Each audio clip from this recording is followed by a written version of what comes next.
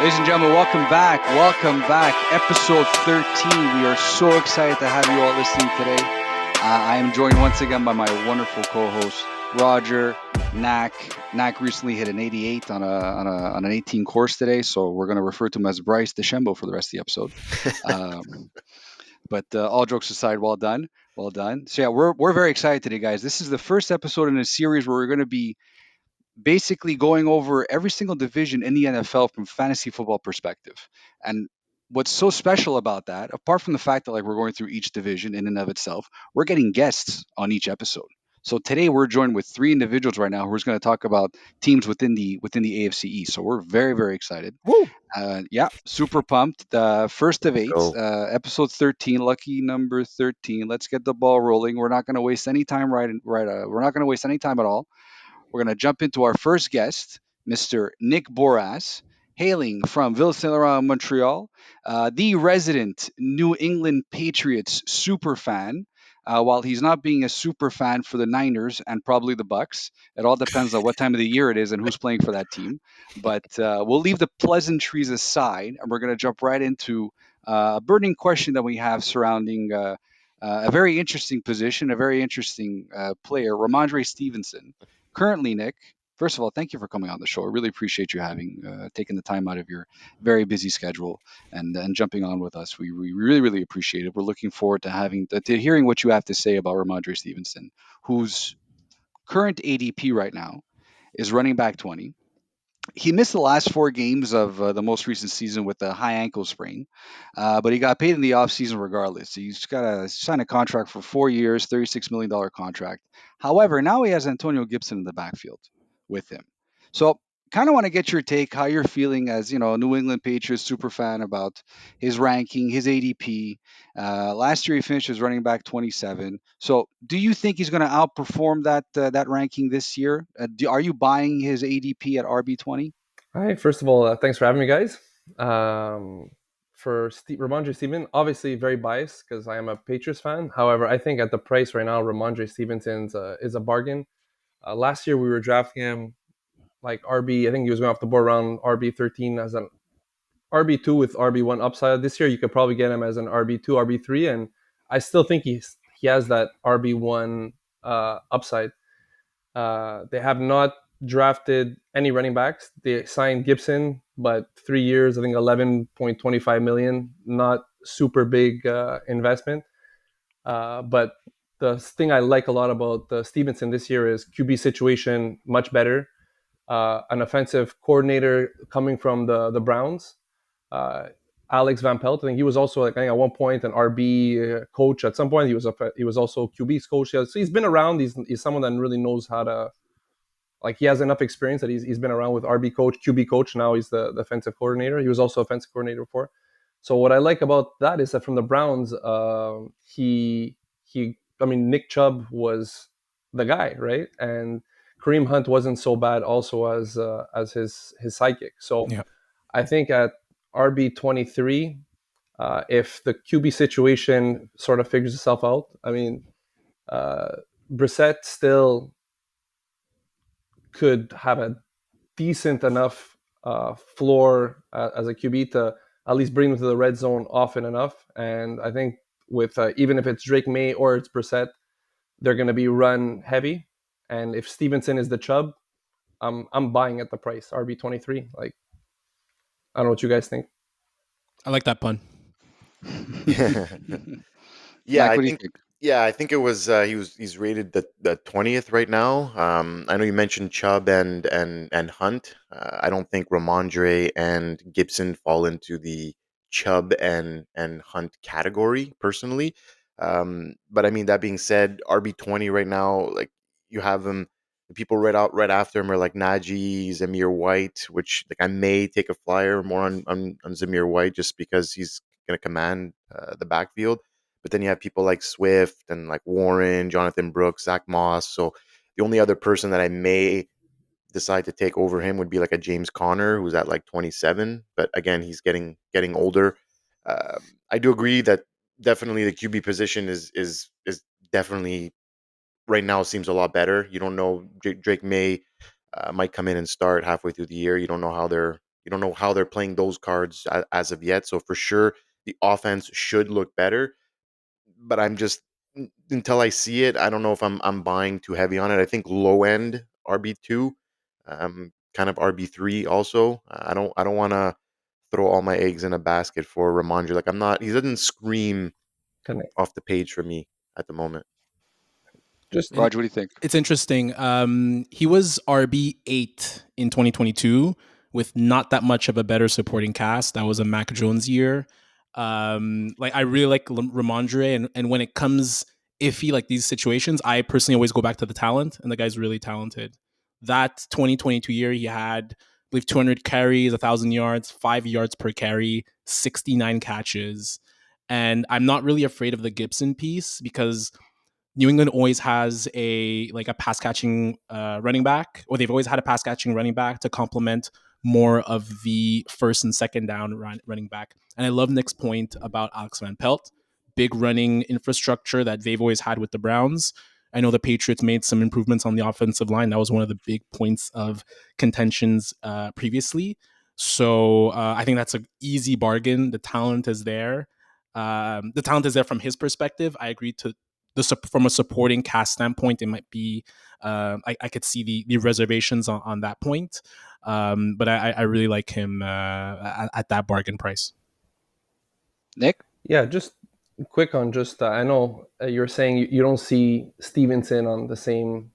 Nacc was talking about on the same page as Chubb, but in 2022, uh, Chubb was in PPR. I think was RB6. Stevenson was RB7. Right, so I still think the talent's there with Stevenson. Last year was injuries plus just a really horrible situation. It was a throwaway year.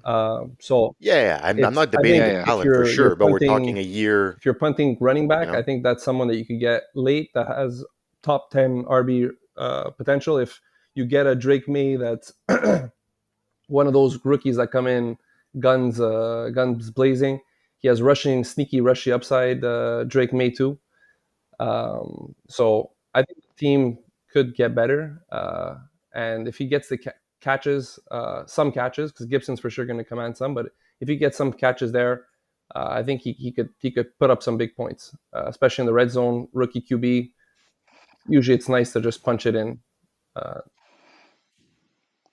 yes, Yeah, Roger, I'm gonna get to it in a second. I agree, and I'm a little higher than maybe the ADP ranking is right now. I think RB20 is a bargain at that spot, because you think about the offense, right? You would assume it would act a little bit more efficiently than it did last year, because Jacoby Brissett's been around for a while. He can definitely command and manage an offense pretty well.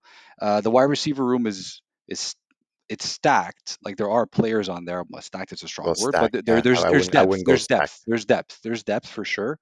So I think it will allow like Mirage to see like less stack boxes. And RB20 is a bargain. Like if you're gonna get him and he puts in like weekly RB2 numbers and the offset RB1 number, I think it's a really good spot. Raj? Yeah, like he is at that ADP. I think it's we're using the Fantasy Pros composite rankings. Aaron Jones is above him. I'm a big fan of Aaron Jones, so that maybe not over him, but definitely over Montgomery. I like him over Kenneth Walker. Uh, Wow, yeah, well, Kenneth Walker doesn't catch many passes.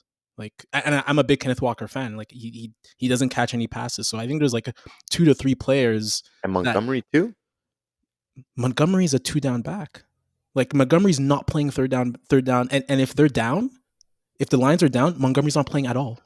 Plus, Like, Gibbs is gonna have forget it. such He's a not bigger playing. role this year Chubb too. was never a three down back. If we're going back into an offense, like But Ramondre had they 69 they catches in share 2022. Like for sure. But Ramondre has there's a new offensive coordinator there, right? Like it's the same. I'm It's the not same discounting offensive the coordinator he's guy, worked right? with. Yeah. Like, and there's proof of concept that Ramondre has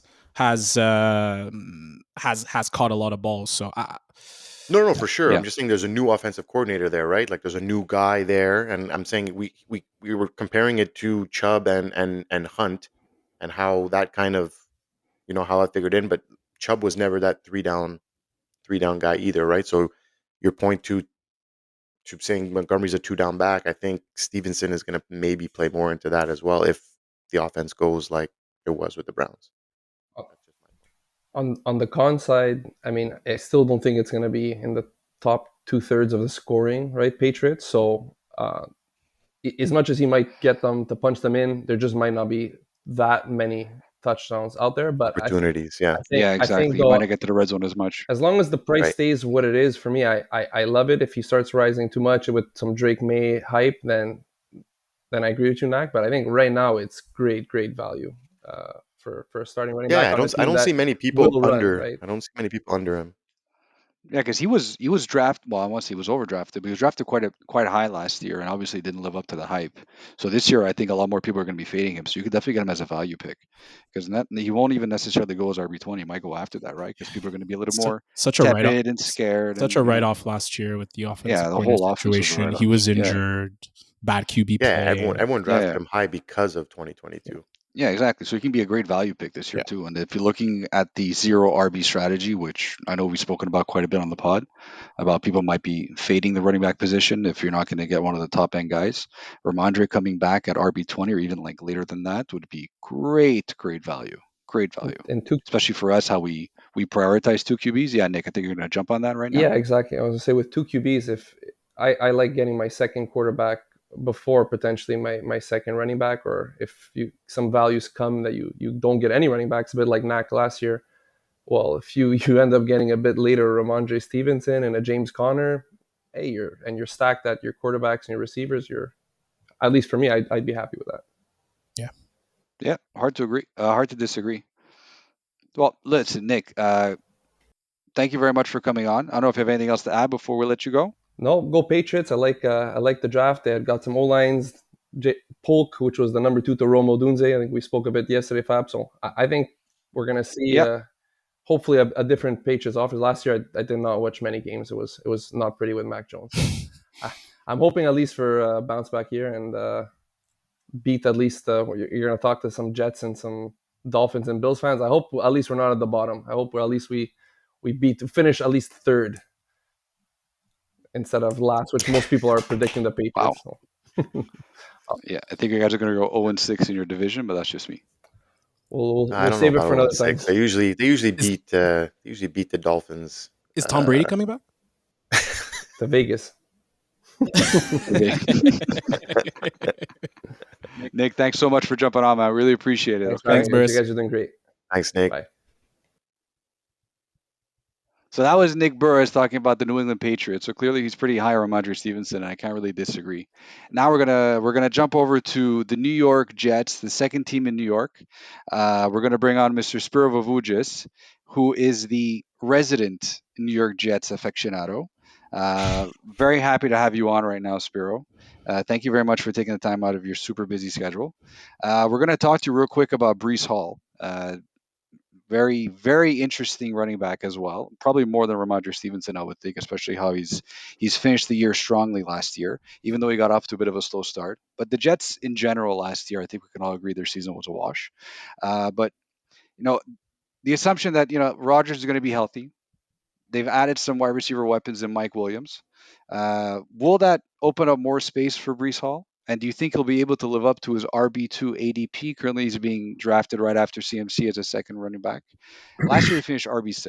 So I kind of want to get your take on that, how you feel about Brees Hall.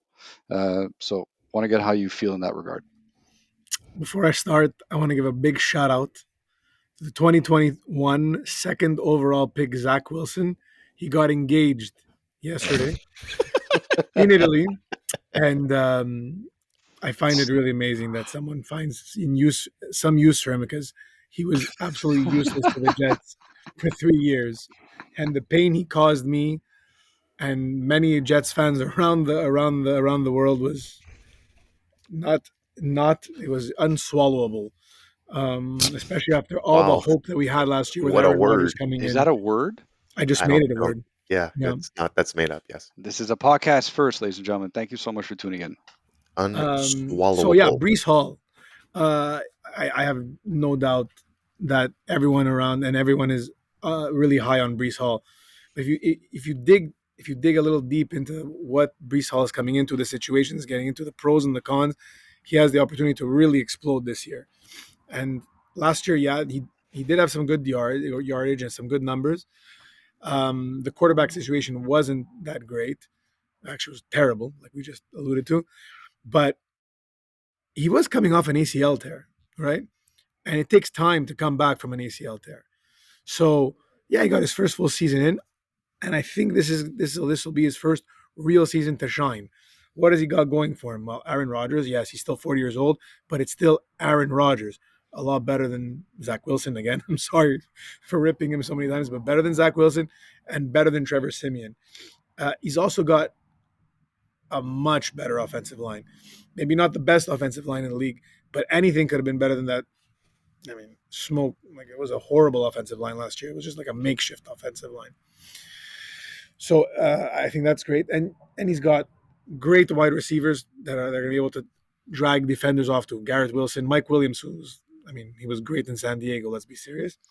Tyler Conklin, nice tight end, can really draw defenders off other offensive players.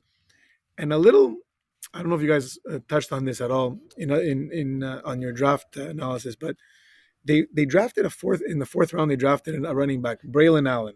Okay, Oh man, six.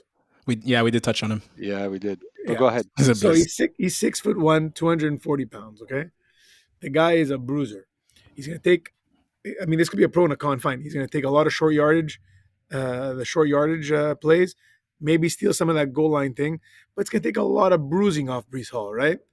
Brees Hall's gonna be able to conserve a lot more of his energy for those, those super like those big plays, right?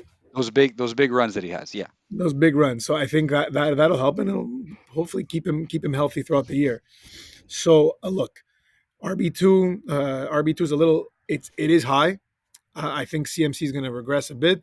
I do think Bijan for Atlanta is going to be the running back this year. I think an ADP of 2 to 3 is adequate for now, but the sky is the limit. The sky's the limit for him. Raj? Spiro, I want to touch on Braylon Allen quickly. I know, Spiro, you're a great historian of football. Doesn't he? And I was saying it when we did our draft analysis. Doesn't he remind you of Eddie George when you see him? Yeah, so he's got. Remember, Eddie George used to have those like big shoulder pads. Yes, Like exactly. he had big everything. He had a Yeah. like a big head, like a big neck. What big else? What else? mouthpiece. What else, Spiro? The big Whoa, brat. whoa, whoa, whoa, whoa, whoa, Let's whoa, not go. This is a child. This is a child friendly. We can't do explicit anymore. Nah. No, no. But jokes Not- aside, he did have like these really big shoulder pads. If we Yeah, talk it's- in I other was watching languages, some we can. plays. I He was had a big watching jock some, strap. He had a big jock strap. So who said that? well, I mean, but if you look at some of those replays from Wisconsin, right? He just looks big, Yeah, he's right? massive, man. And Big like boy. either way, you got a better offensive line. You got Aaron Rodgers who will be able to, you know, uh, make the defense look the other way. And let's say you line up with Brees and Braylon, like, oh boy, that's like what did they used to call Lindell White and the Reggie Bush, Thunder Lightning? Thunder and lightning. Thunder, Yeah. right? So I don't know. I think I think there's really nice opportunity here. The division is not as I think it's ripe for the picking. The Patriots, unfortunately, are going to be garbage. I think Miami is a big wild card, and the Bills. Well, Nacc, you'll talk a bit about the Bills a little later on. There, I'm not as high on them as most people might be. So I think the Brees Hall thing, it's actually a really good point about how there's going to be running backs to spell Hall. I think you've nailed everything. He's an amazing running back. He has amazing talent. Rodgers likes throwing the running backs. He's always thrown the running backs, whether it's obviously Aaron Jones or previous running backs in that situation. Um, there's just not enough evidence that he's a true RB1. Obviously, like RB number one. Obviously, he had the really good rookie season, but that was cut short. And then last year, I think a lot of people picked him high, but again, coming out of the ACL, the talent wasn't around him. I think you could say he's pegged for a monster season, but I'd be just a little bit weary of picking him as, in some cases, he's going RB1 right now. But everything around him is looking good. Obviously, Garrett Wilson, Mike Williams. He's going to face less. He was actually middle of the pack in terms of stack boxes. I think he was 20th overall in terms of 8-man fronts. So Yeah, they had to pass a lot, right? they had to pass a lot, of course. So, he didn't fare amazingly well in the fact that he didn't have a lot of stack boxes. But I like Hall a lot. I think it's just how is the offensive line going to fare, and they have to make sure Aaron Rodgers is healthy because all of this rides around Aaron Rodgers, and the way the chemistry is with Nathaniel Hackett. If Rodgers is down, like there's no chance. Like all of this falls to the I was gonna say the a bad word, but it all falls to crap. So Yeah. For sure, for sure. But it's we touched on it before. He finished RB6 in a really terrible offense last year, right? They revamped the offensive line, like Spiro alluded to, um, and now if Rodgers is back healthy, if the receivers everything stays healthy, like he's my RB1 if everything goes to plan. I think, like over Spiro said, McCaffrey, yep, I think Wow. McCaffrey regresses, man. There's no way he's getting that many touches without getting hurt again or something like that. I don't know. I think there's a lot of fluff going on in San Fran right now. A lot of talking, a lot of this, a lot of distractions. I don't know. I think McCaffrey's going to regress. I think Bijan or Hall could take the reins this year. I fully believe it. McCaffrey's another year older. There's always a young buck. Like it's very rare that these guys always repeat year after year. Uh, I don't know, man. If everything goes right, which it never does for the Jets, but if everything does go right Don't and the remind stars me. do align, yeah, exactly. But if the stars do align, that offense is, man. It's and like you said, there's a wild card in that AFC East right now, minus the Patriots, because I don't think the Patriots are going to make noise. They're not ready yet. But even the Bills, like they could take a step back. Miami also too. Like we don't know. Uh, I don't know, man. It's that division is wide open, and I think Brees Hall could be a very, very major component of that. Spiro, I'm gonna get to it in a second, but your points are all bang on. Um, the whole CMC regressing thing, Knack, I don't disagree, but I still think that that difference is still going to be put him as a RB1 over Brees Hall. I still think Brees Hall is firmly RB2. If you want to take, if you want to take, what's his name out of Atlanta? I can't forget his name right now. Bijan. John. If you want Dijon, to take Bijan at the spot, I don't have an issue with it. But like Raj, you mentioned it, he's primed for a monster season. I think he's primed for a monster season. I really, really do. And I think that the fact that they really upgraded the offensive line, I think that there are more weapons. He's going to see less stacked boxes, even though he didn't see that many to begin with. And I think he has a real shot to shine, in my opinion. So he's firmly entrenched in my RB2. And yeah, Knack, like a RB1, I wouldn't be surprised. I wouldn't be surprised if he finished the year in RB1 at all. Spiro? Yeah, I just want to touch on two things. Aaron Rodgers, his arm isn't as strong as it used to be, and I don't think he'll go deep as much as he did when he was a Packer. That gives a lot of opportunity for check down throws, and Brees's opportunity to make a lot out of a little. And I mean, the Jets' defense is fantastic. Nacc, you alluded to their offense has a lot of pieces. No, their defense has a ton of pieces. What does that mean? I think that they'll be able to spend less time playing defense, get the offense on more often, Yep. which means Brees will be on the field more often. So I think, like, yeah, not only are the pieces all together line up well for the offensive pieces line up well for Brees, I think the overall situation lines up really well for Brees. And I'm telling you, for a fan base that is starving for something, just uh, something, it's just prime. It's a salivating feeling. Anyway, The last time they made the playoffs was Mark Sanchez their quarterback, yeah, 12 yes, years. sir. It's yeah, I been think 12 so. Yeah, years, right? right? yeah, it's been a while. Yeah, I guess you guys are due, I suppose. Um, you know, but are you Spiro? Is he your RB1 or is it still CMC? Put. Let's say you put a gun to Take my off your head. take off your Jets hat for a second. Take Right. off your Jets hat for a second. So my RB1, if you put a gun to my head, is Bijan. I agree 100% with Nacc that Wow. CMC is regressing. I still think he's going to be fantastic, but you just can't ride him. I mean, that guy's got a lot of miles, and if you want to win the Super Bowl, Yeah, you got to and have him. and and, They're and they're when I gonna mean when I mean regressing, like I don't mean he's gonna Right. finish I know what 10th, you mean. right? Like he's not gonna No, no, finish no, no. 10th, they're gonna but give he's him less carries. He's gonna finish RB4 I instead of think, yeah, RB1. man, he had a Yeah, yeah, yeah, lot of work last year, and plus they yeah. went all the way to the Super Bowl, and he was like the main component of that offense. Like at one point, you want to keep your guys healthy, and I No, don't those know. are all very good points. Those are all Yeah. I very good think, points. yeah, Yeah. I don't I think he just want gets. to say one last thing. I think on the Bijan part, right? I don't think their team's very good. Not now. There might be a lot of room for like garbage time points for him. You don't think the Falcons are very good? I don't think they're very good. I don't think they're very good. No. They also re-signed CMC, right, for like Yeah, 19 three million more a year. years. Like I think they want to probably keep him healthy for that contract. Well, they have And two so, backs also. Like they didn't yeah, Jerome for sure. Mason and Elijah Mitchell. Elijah Mitchell they Mitchell. barely Yeah, used. man. I think I think they're going to be used a little bit more this year. I don't think they're going to go, you know, full pin on CMC, and I think the Wow. investment probably shows that. Like he's going to get his touches. Don't get me wrong. Like he's going to play, but I Just just turned into a fading CMC conversation. I love it. Roger, go ahead. can't get Spiro, do you think Brees Hall has a chance to be better than Curtis Martin? wow. So Great Curtis question. Martin had for the who did he have as a quarterback? He had Chad Pennington, a very, very, very old Vinny Testaverde, which is the reason why I'm a Jets fan, by the way. That's a side note. Um, and who was the other one? Um, anyways, that was the majority of his career. That's the quarterbacks he had.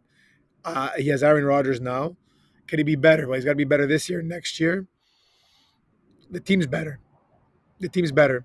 Gary Wilson's better than Wayne Corbett. More Gary better. Wilson's better than, I'm sorry, he's better than Lavernius Coles. Keyshawn Johnson. Bah, Keyshawn Johnson. Please. There's a He's been reason why on. there's a reason why he sits across from Skip I was Bayless gonna and he's not say, on yeah, ESPN anymore. Okay. I never liked Keyshawn Johnson. But on that note, Spiro, thank you I very like much for your Keyshawn guy. time. We I really like Keyshawn. appreciate you jumping on over here and being a guest and talking about the New York Jets, Oh, I Jets. can go on forever. Sorry, guys. I could talk. No, but we don't want to listen to you forever. But thanks all the same. Really, really enjoyed you coming on and give a little nugget. Great question, Raj, there with Curse Martin. I remember Curse Martin. He was a great call back there. So thank you very much for your time. We're gonna be jumping right on to the next team. Good night, guys. Thank you, Bye, Spiro. Spiro. Sparrow. We're going to be jumping right into the next team in the AFC East. You got to love Ace Ventura's favorite team right now. You got to love the Miami Dolphins. So we're going to bring on the biggest Miami Dolphins fan that I've ever known in my life, Guido DeStefano. Guido? There he Hello, is. hello. There he is, sporting perfect Miami Dolphins attire. Guido, thank you so much for jumping on. Thank you so much for being here. Really appreciate you taking the time and sticking around with us. We're gonna probably talk about a bit of a hot topic right now. Everyone always speaks about the quarterback situation. Everyone always speaks about like what type of karate classes quarterbacks are taking. So obviously this question is really centered around Tua Tagovailoa. So he's currently being drafted right now as QB 13 as his ADP. So right after Goff and right before Justin Herbert, as per ESPN PPR. But there has been some additions in the offseason, right? They added Odell Beckham Jr., they added Jonnu Smith, who I'm still surprised isn't 40 years old, but that's a different conversation for another podcast. And also, he's in a contract year, basically, right? Like his 4-year contract is up at the end of 2024.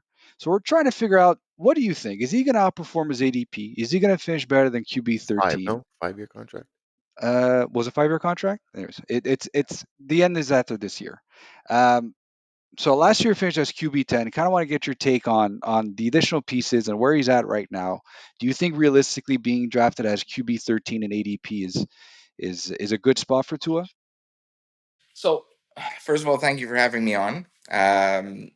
Yeah, I do think so. If we look at our standings last year, he finished ninth in. If I look at our league, he finished ninth in points for out of the QBs. And if I look at this year, I'm expecting him to go finish somewhere between 10 and 15. Because if we look at the last year, there were a lot of big QB names that were hurt, right? So if I look at Stroud, I'm expecting Stroud to finish higher than Tua. If we look at Cousins, if we look at Burrows, Stafford as well. So I think he'll finish somewhere within that realm. I don't think he's going to have as good a season as he had last year. I think everything fell in place perfectly for him last year. As for the team too, like towards the end of the season, they got some injuries, but beginning of the season, they were just rolling. If we look at his situation right now, so he lost a lot of weight. There's no No one seems to know exactly how much weight he lost. There's some reports saying he lost 10 to 15 pounds, but if you see pictures of him, he lost way more than 10 to 15 pounds. He looks like a twig. So that worries me. Like chubby Tua worried me. They made him gain weight to make him be more solid, and it worked last year. He played 17 games, but skinny Tua scares me. So I love I it. honestly, as a Dolphins fan, as much as it sucks to say, I don't think he's going to finish the season. I don't think he'll play a full season. Um, so I mean, if he does, I'm expecting him to finish between 10 to 15. Who's It's a the very backup right now? very honest assessment. Mike White. Nice. But there were rumors that there were a lot of rumors about Tannehill um, maybe taking White's place, but nothing came to fruition yet. I'd feel more comfortable with Tannehill, obviously, than Mike White, but Nacc, what do you think? Yeah, look, I think he touched upon some good points where with mentioning the players that were injured last year. Like there's even an Anthony Richardson that can easily slide up the board. I know we've talked about him a little bit. Um, then there's and also Aaron Rodgers, who we didn't mention, who hmm has that top ten potential for fantasy points, especially with all the weapons he has at his disposal. He did mention a Kirk Cousins also, who's slated to go below him, who's also got more weapons, more potent offense to work with. And he was on like an MVP level season before he got hurt last year. We don't know how he's going to look, but then there was Kyler Murray. I think he didn't start the year last year, right? He was No. injured. He was injured Yeah. a bit too. Another running style quarterback that has the potential. So I think 13 is pretty fair.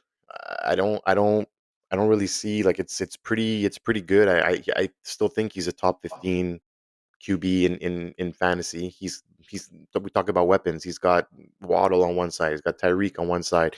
He's got the track team in the backfield. So eh, look, I don't have a problem with where he's being drafted right now. I don't. Does he have that top 10 potential with all those players said? Maybe not. Maybe he's outside of the top 10, and that's where he's being drafted. So I think it's perfectly rated. Raj, what say you? It's a bit tough. He didn't. He only had one 300-yard game, week 10 and on. It felt like a lot of his yardage was during like a handful of games, like 466 passing yards against the Chargers. Obviously, there was the big game against Denver where he had 4 TDs, and then there was Carolina, 3 TDs, and New England three. But then afterwards, it was a very inconsistent. So I'd be a bit weary even if he does finish in that realm of 1380 10 to 13 ranking. I'm a bit worried about the consistency with regards to Tua because the talent is there from his supporting cast perspective.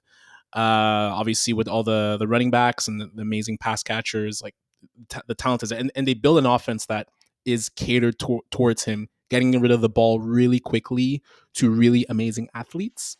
Yeah. But there's a I think there's an inconsistent aspect with regards to Tua that is always worrisome. And I love what Guido pointed out in terms of the injury history. Like it's still a factor, right? And we're seeing a lot of QBs now, whether it's Mahomes or obviously some of the newer QBs, Richardson. A lot of QBs are getting bulkier because withstanding a 17 game season is very difficult, and being lean and slick, you're going to take a pounding.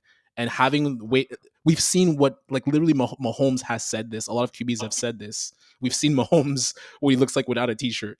Like even Josh Allen. They are big, thick guys Full on and dad bod. full Full on on yeah. dad dad bod. bod, and that's Yeah. okay because they're getting beaten and bruised, and they're getting right back up. So I, I think Tua gets around that. I think that that's a fair ADP for him. I'd probably draft him around that area too, but I wouldn't be very comfortable about it, factoring in the consistency level of when he has his big games, and he tends to come up small in other areas.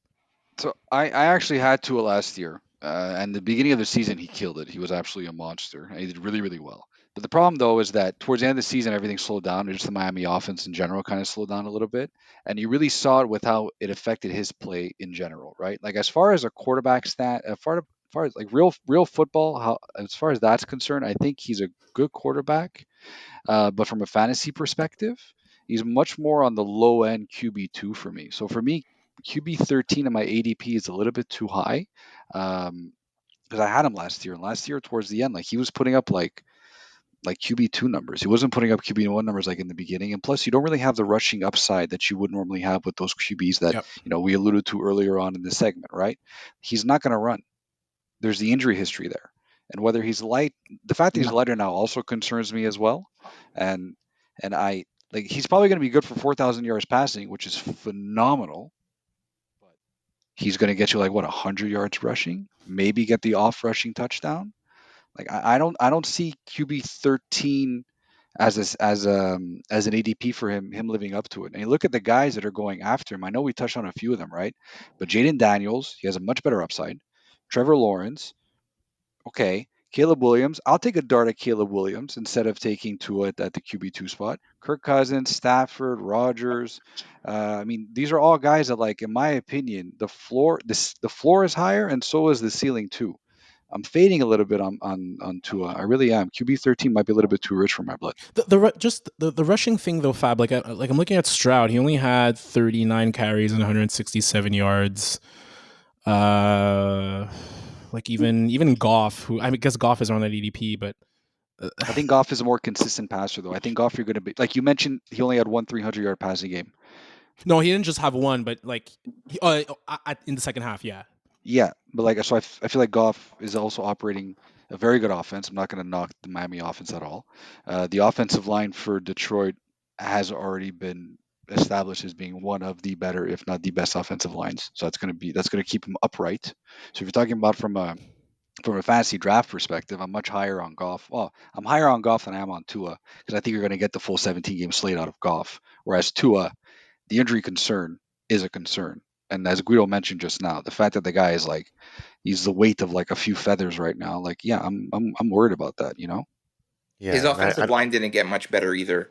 yeah, Uh, that's it. I was Yeah. gonna say. Yeah, the they offensive lost line is Robert not Hunt, which pretty. was a big loss, right? They ended up signing Driscoll from the Eagles, which is okay, but I mean, they didn't really improve in that aspect, and it wasn't fantastic last year either. So But he did manage to stay upright for the majority of the season. Like he didn't take as many sacks as he did the previous year, which I thought was a plus.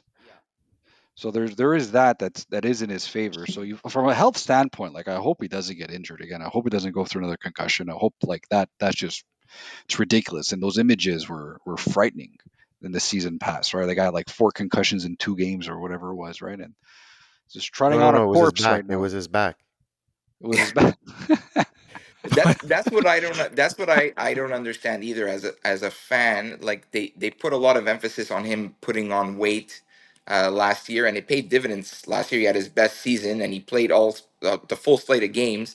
So I don't understand, and I mean I'm sure they know what they're doing, but like what changed, right? Like what made them decide like, oh, he has to go back to being tiny. So I think I don't get the Guido, I think they're trying to get him to be a bit more mobile because right. Yeah, that's but kind of his running was never really his game, it right? was not his game. No, it was never. He's a No, quick hitting So I don't know passer. what the end game is here. Like making him more, I guess making him more mobile, fine. That, But he was never like I a. I think that's his miss. That's what he's missing from being like right now. To me, he's a good quarterback. He's not a great quarterback, and that elusivity, that ability to like we see with C.J. Stroud and Jordan Love, obviously Patrick Mahomes, all those like Josh Allen, all those elite guys being able to make 3-4 guys miss and hit the downfield throw. That's exactly what Tua. That's why Tua is just a good quarterback because he Mhm. runs the offense to a T. Right. He's Yeah. not good at improvisation. I think what's going to help maybe is if the contract is not settled in the offseason, which I don't think it. I don't. I think it should get done before the season. I'm assuming it will. They don't want also to have him play out without a security of having a quarterback next year. But if they do contract year, right? So maybe he has that in him to go try to go out and ball and put up numbers. But I That's a just good point. Sorry, Guido, go ahead. No, sorry. I just find it's very telling too that there's at such an impasse on the contract negotiations. They're very hesitant, and as a fan, I'm hesitant to give him that big contract too because, like we said, he played well in those shootout games against those mediocre to not so good teams. But in the big games last year, in the final moments where we needed him the most, he fell flat on his face. Like Raj said, like when you need him on the spur of the moment to make something up or to cook something up, he struggles big time. The Dallas game was like just that was a game they needed. Like it was So just just wasn't good enough. so rapid fire because I think they're comping him to like what Trevor Lawrence got, which was like average annual value of 55 million a year. Are you giving That's that what to he Tua? wants. That's what he wants. He wants to be Right. the highest paid, right? Like So are you that's what giving he that wants. to Tua, Guido? No, you can't justify the highest paid. You can't. As a I fan, think it I depends on can't. the guarantees. I think it depends on the guarantees. I think he Yeah. probably wants high guarantees, but he just that's probably what the impasse is. I feel is That makes sense the considering the guarantee, the injury history and guarantee. all that stuff. Yeah, That makes sense. Yeah. guaranteed money. I feel like they're not. That's what they're not giving him a lot of. Like teams, like they don't care about that average annual salary. It's the actual money that they're giving up to Hmm. these players, and I think they're for sure. It's for sure lower than what some of these players are getting. Like, there's no way he's getting 100 million guaranteed. Like No, for sure. they're probably reluctant to give him that. No, I agree 100%. Guido, final thoughts on Tua before we let you go? I hope he's as successful as last year. They surrounded him even better this year, right? They added John Smith, they added Odell Beckham, so they gave him a few more weapons. But like I said, my gut instinct is that it won't end well with his new weight, and I'm bracing for the worst and mentally preparing for Tannehill if that ever works out, because I think it'd be a much better option than Mike White. But you're also hoping that he gets his yellow belt in his karate class. Thank you very much, Guido. Thank you very much for jumping on. Really appreciate My you agree. Thanks, taking the time and guys. being here. Guido. Yes. Fins up. Fins up. Thumbs up. Thanks, guys. Thank you. Awesome. That was great, guys. Thanks a lot, Guido. Thank you, Spiro. Thank you, Nick. Now, moving on to the last team of the AFC East, last and probably the least, because who's really a Bills fan? And the fact that like we're trying to get special guests on for this podcast right now, we couldn't find anyone for our Bills, for I the think Bills fan right I now. had one, but it would have been too last minute. Oh, okay. Well, this person can always come on next week if they want to shout out or have any comments about how we're going about this podcast. But we do love our Bills fans. But we have a special one here available to us every week because he's a co-host on the podcast, Mr. Anthony Nacarata over here, the resident Bills fan, the resident Josh Allen poster boy, and who could really blame him after all those fantasy points that he puts up for you last year and most likely this year again because you're drafting first and we all know. Anyways, we're not going to talk about Josh Allen though, as wonderful as he is. We are going to pick your brain a little bit about the wide receiver situation in Buffalo right now, and specific to the fact that there has been some changes in the wide receiver room over the offseason. Lost Stephon Diggs, lost Gabe Davis, that hole opened up about like 250 targets, 150 receiving yards, 150 receptions, almost 2,000 yards. I know the guy we're about to talk about is not going to pick up all those yards and all those receptions because they also added Curtis Samuel and some other pieces, But essentially, they are very excited about their rookie Keon Coleman, and I think there's reason for that excitement too. So right now, he's going as his ADP is 46 as a wide receiver, and considering the situation that he's in, because unlike other rookie wide receivers who might not be in as good of a spot, Coleman is expected to be the guy coming out of the gates, and he has Josh Allen, potential MVP, throwing to him. So I kind of wanted to pick your brain, Nacc. See, right now at ADP 46, how are you feeling about Keon Coleman in that offense? Are you buying? Are you selling? Does that make sense? Yeah, I'm definitely buying. You mentioned a few things there. Josh Allen is his QB. For one, yes, I do love Josh Allen. I did have him last year. I did win the league with Josh Allen. Just if that wasn't clear before. Um, I know they had a guy, Khalil Shakir, also who came on strong end of the year, kind of even outperforming Diggs at times, but he's not your WR1 who's he's slotted in there right now. As you mentioned, they did add a Curtis Samuel, but he's more of like a Swiss Army knife, type guy. He's going to run a little bit. He's going to catch a little bit. Then there was murmurs with Chase Claypool on how he was doing well in camp. Again, I'm staying complete away from Chase Claypool, but they also added a Marquez Valdez Scantling, so kind of a journeyman guy. He's been there, done that in the league. And then they do have the two tight ends in Knox and Kincaid, who are gonna also catch passes. They'll probably have a lot of two tight end sets as well. But if you look at the list of people, um, where Coleman is going after. You have a Roma Dunze, who's not the main guy on his team. He's going to be the number three option. Um, Another guy, Xavier Worthy, who we've mentioned a few times on this pod, and with who I have a bet with Raj about his his performance this year. So I really don't like him. There's a lad McConkey who does have a chance to succeed in. Um, with the Chargers, especially as in a number one role. But I'm still going with a guy like Keen Coleman. Just the way he is, the way the guy like the life he shine like right away in camp. Like everyone loves the guy over there. Josh Allen is apparently raving about this guy too. Again, you mentioned 200 targets or 250 targets and 2,000 yards. Like a big chunk has got to go to someone, and he can easily put up 1,000 yard season. I think as a wide receiver. It's guys, it's Josh Allen, A right? thousand. Yeah, I think close. I think he's gonna flirt with it. I think he's gonna Ooh. flirt. Look, they're gonna have to throw the ball to someone, and this guy again, he's checking a lot of boxes right now. And like I said, Josh Allen loves him. When Josh Allen loves someone, he throws him the ball. So it's flirting. Like I'm not flirting with 1,000 yards. I think he does, man. Like who else are you giving these targets to? Where it's like, think about it, 2,000 yards to kind of go around, and like Kincaid, did catch enough last year. Like he had a really good rookie year, right? I Like think it's going to eight, be a committee. I think yeah, it's, for sure, I think it's 100%. going There's to be going a to be a committee. committee there, Yeah. but there's a Uh, lot of yardage and a lot of targets that are his route running concerns me. Like the way he played at FSU, he's like a Kenny Galladay style. Like he's not a good route runner. He's big physical. Like he's gonna catch like crazy catch radius. But from a route running perspective, it concerns me a bit, to be honest.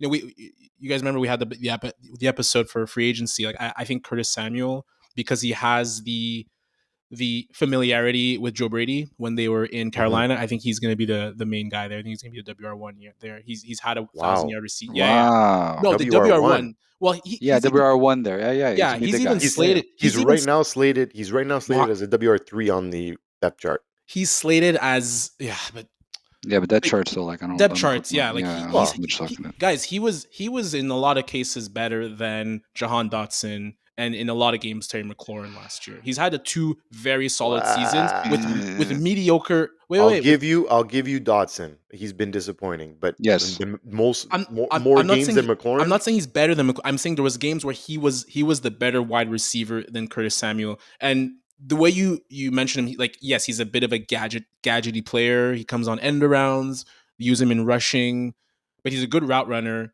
And he's the type of guy similar to like a Deontay Johnson, where he gets open. He's going to catch a lot of those like shorter passes in the intermediate, take them for some run after catch. I think I think we're in a situation where we're getting really really excited about the rookie wide receiver again, and I get it was a good wide receiver draft. He was a early second round guy. I like his enthusiasm. I think he's going to be a good ball winner. But personally, his route running concerns me, and I think we're going to see like, yeah, look, he has a good mini camp. Let's see how he fares in training camp. Ultimately, that wide receiver room, like again, it's going to be a committee. So I think game on game, you're not going to really know who to rely on necessarily. I think Keon Coleman will give weekly wide receiver three upside on a regular basis. I think he's in a very good situation and a very good spot to succeed. I think they drafted him wanting him to succeed right out of the gates, and I think that's a huge plus. You're using a first round pick on a wide receiver, right? Like you can't forget about that, and they understand what their wide receiver room looks like and what they need it to be. And I think Keon Coleman fits in that wide receiver room very well, and I think he will be the guy coming out of the gates. I don't disagree that Curtis Samuel is going to take away targets and all that stuff. And he's a very good wide receiver, and I think he complements that room very well. But if I had to draft a wide receiver out of the Bills wide receiver room, I'm drafting Keon Coleman. If I take him this year and he's my wide receiver four on my team, I'm very excited about that because the guy's ceiling, in my opinion, is like very high. And we always talk about like situational stats. And I know Raj, you did touch on a very good point that I mentioned about this in the last podcast too. We're all getting very rookie wide receiver excited. Like I'm not Nacc, you mentioned Adunze. I'm not that excited about Adunze just because of the situation that he's in, because of who's throwing to him, the wide receiver room that exists out there. You take away a lot of those factors, you change all of them, and you have what Keon Coleman is in right now. And that's why it's also easy to be excited about Malik Neighbors. I know, yeah, Daniel Jones, he sucks. But like he is the only guy in that wide receiver room that's going to command all the targets. So you talk about how ability, sure, talent, sure, opportunity. The guy has the opportunity. The ceiling is very high for Keon Coleman. Like Like Nack said, flirting with 1,000 yards. I think that's super realistic. I think that's super realistic. I just want to be mindful. The ability wise, it's like mid tier ability compared. Like I think Leggett, or even an AD Mitchell could have a better season than him because they're already better, more refined wide receiver guys. The aspect of being a Leggett, yes. I don't refined see wide us I, AD receiver I is I like Mitchell. agree. I being agree. a It's refined wide it's receiver is it's important. Like more. you You're have to be able to right. run routes. Like you have to. You're right. He's also a Yes. 4.7. Like I know the 40 yard dash isn't the most important thing, No, but you're like But I'm saying big it comes with points. opportunity. When we're talking about like opportunity and what it like ADP style here, like there's a lot of guys that are going before him where like I'll take him before, like McConkey too. better McConkey, quarterback. Like, yeah, man, I tough think they're gonna one. run. Like the Yeah. Chargers are gonna run there, man. Like Yeah. they're really like I think if I had to put money on the table now, who has a better chance of getting 1,000 yards? I'm going Coleman before McConkey. Can we change our bet? I like that bet instead of the with the That's a worthy. nice bet. I Well, like we That's that a could take bet. it. nice We bet. could we could take another one, but I'm still taking that worthy bet Let's from you. take That's an. for sure. Let's talk offline. But I like. Roger's trying to renege on the worthy bet. I don't blame you. I would too. It's a bad bet. But It's a bad bet. back to your point where you said Curtis Samuel had some games that he outperformed his WR1. Like those games are going to happen to any WR1, right? Like CD Lamb, like Jefferson, like there were games where Addison outperformed Jefferson, right? Like they're not always going to outperform their WR2 on the team, right? Like those games happen where that WR1 is just can't get open or he's just Yeah. not, like there's games where it's gonna happen. Like, am I saying Coleman is gonna be the guy every week in and week out every single Right. week? No Right. chance. Like Right. Right. Right. Right. there's a lot of people there and it's gonna change. But So the his last 2 years in Carolina, 105 targets in 2019, 97 in 2020. The 2020 season, 77 catches, 851 yards, 3 TDs, 41 rushes for 200 yards. So like that's not far from WR3 territory. And again, it is the Joe Brady factor that I really really like. Joe Brady was the offensive coordinator in Carolina back then. Now he's the offensive coordinator in Buffalo. yeah, I So just I don't think the see him as family. a I just don't see Curtis Samuel as a WR1. I know because he's a small diminutive like wide receiver. He's like 5'11", like 200 pounds. Like I get it, but I think the familiarity aspect that's what pushes it for me. But I think it's a fair point on like I like Coleman. I think he's the vibes are just like top tier vibes in terms of Yeah, yeah, Yeah, great sound bites on great ESPN. soundbite. And I think to your point, it's probably going to be a breath of fresh air in terms of all the negativity with Diggs that they had. Like it must have been so Yeah, true. draining. That's a very good point. Just the like moodiness, like contract this. Am I getting the ball that? Who should get more credit in terms of whose success between Diggs and Allen and so on and so forth. So I think it's a breath of fresh air I to think a have lot of Coleman. people are fading the Bills, and to a certain extent, rightfully so. But it's a quarterback driven league, man, and you Yeah. have Josh Allen there. So like I don't think you could take them completely out of the equation. No. No, Wild. Crazy to no, no, fade no, no, them. no, no, no, no. I still think they have a very listen. I think they have a very good shot of winning the division. The only thing, in my opinion, are the New York Jets. That's the only ace in the hole. Rodgers has a full year. He plays a full 17 games. Spiro talked about it before. Their defense is legit. Their defense is really, really, really Yeah, good, they do have a good and they defense. have great offensive weapons to complement Aaron Rodgers, and they really shored up the offensive line as well. So I think it's my opinion, it's the Jets and the Bills that would be fighting for the number one spot in that Yeah, division. I think for right now, I think it's still the Bills division with Jets and with Bills. with the Jets like the opportunity to Listen, pounce. my biggest thing is I hope everyone stays healthy. That way, it's an actually competitive division this year Yeah, because 100%. everyone was super high on Aaron Rodgers and the Especially Jets Josh last Allen. year. Yeah, sure. Depends on who's drafting him. But yeah, but no, but it's that's one thing you want the most because the division fell flat on its face. I find like after the first play in the Jets game, Pretty So hopefully, demoralizing. yeah, it Yeah. was, and I feel for Jets fans in that sense. But whatever. The second team in New York City. On that note, ladies and gentlemen, thank you very much for listening in and tuning in this week. Big thank you for our guests for jumping on. Thank you, Nick. Thank you, Spiro. Thank you, Guido. Thanks, Nacc. Thank you, everyone, for taking time out of your busy schedules. Really enjoyed having this, the super fan perspective tied into fantasy and seeing if they had those goggles on and making really honest decisions. And in some cases, probably not, but that's what's fun about it. So thank you, everyone, for listening in and tuning in. Please listen and download. Please share and follow. Please comment and like. Uh, we're on TikTok, we're on Instagram, we're on Twitter, we're on YouTube, we're on Spotify, we're on Apple Podcasts. You can find us everywhere. So what are you doing? Download. Let's go, guys. Let's go. Let's get ready for week 4. Let's get ready for episode 14 next week, huh? For the rest of us over here at the Bush League Huddle podcast, I'm Fabio. That's Roger. That's Nacc. Thank you, guys. Have a great night. Take care. Peace. Goodbye. Happy Canada Day. Forgot about that. Bye. Bye.